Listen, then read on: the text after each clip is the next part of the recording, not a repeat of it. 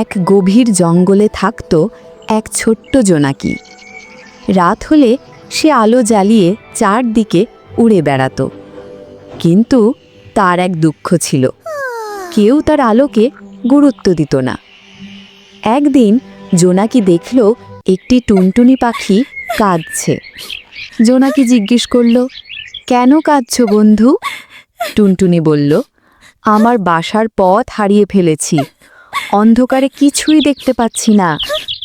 তখন জোনাকি খুশি হয়ে বলল, চলো আমি তোমাকে আলো দেখিয়ে পথ দেখাই।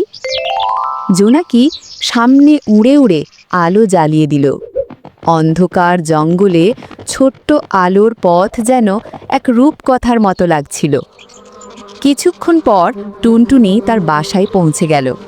টুনটুনি খুশি হয়ে বলল, ধন্যবাদ বন্ধু, তোমার ছোট্ট আলো আমার জন্য সবচেয়ে বড় সাহায্য। সেদিন থেকে জোনাকি আর মন খারাপ করেনি। সে বুঝল, ছোট হলেও কারো জন্য আলোর মতো হতে পারা সবচেয়ে বড় আনন্দ। শিক্ষা: ছোট ছোট কাজও অনেক বড় আনন্দ এনে দিতে পারে।